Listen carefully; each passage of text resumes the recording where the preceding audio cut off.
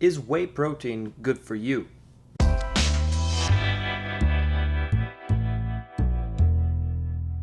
What's going on, guys? I'm Mike from Dominus Athletics. Today we're going to be talking about whey protein, its benefits, and if it's right for you guys. Right, so a lot of people have been asking me, Mike, should I take whey protein? Should I take this supplement? Is it worth it? Am I going to make a lot of gains?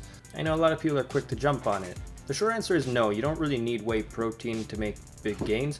You can get your protein from other sources like chicken, steak, just Greek yogurt, things like that. Just you're gonna have to eat more of it. It's more of a convenience thing, it's like if you're at the gym, if you just put in your bottle, you shake it up and you drink it right after your workout. It's a lot easier to do that than to say cook a steak or cook an omelet right after a workout. It's also important to note that it's a nutritional supplement, right? So it doesn't mean you're depending on it. It means you're doing it in addition to whatever you're eating. So if your diet is not in check, if you're not eating the right foods, adding whey protein is kind of a waste because you're not actually gonna get the benefits from it. It's not a magic powder. You're not gonna make all kinds of gains just from having whey protein. That means you shouldn't rely on this as your only source of protein. You should be getting most of your protein again from whole foods. This is just to add on to it. That being said, it could be really useful as a supplement. For example, I'm using it right now while I cut because I find I can't get my protein, I can't consistently hit my protein from only whole foods.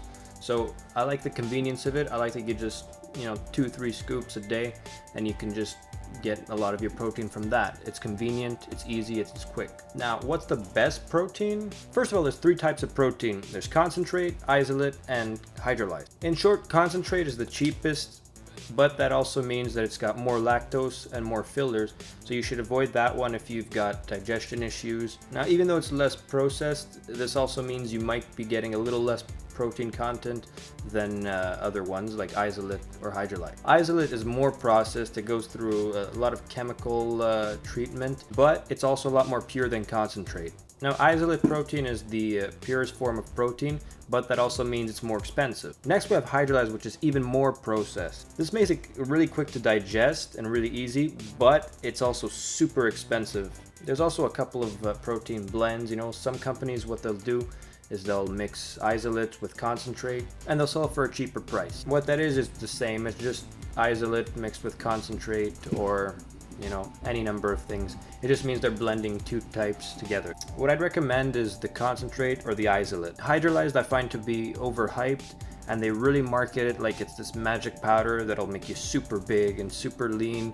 What it is just overprocessed protein that they sell for a lot of money.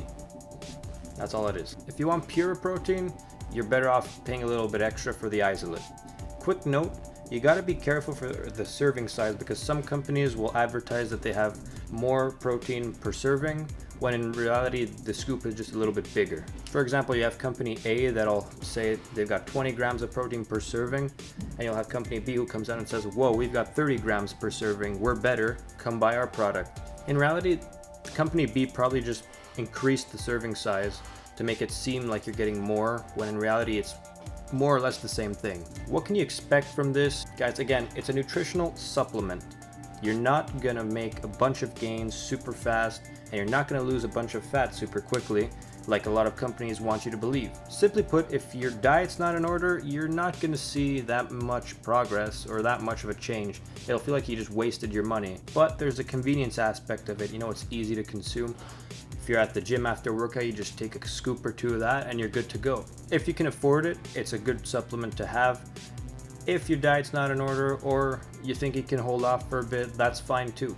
It all depends on your goals and what you want to achieve, and if you think you can manage with or without it. That's the end of the video, guys. I'm Michael from Dominus Athletics. If you learned anything, hit that like button, hit that subscribe button right down there.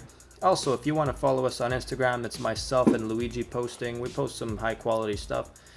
Link in the description below. And that's it, guys. We're Dominus Athletics. I'm Michael. We'll see you next time. And that's what's up.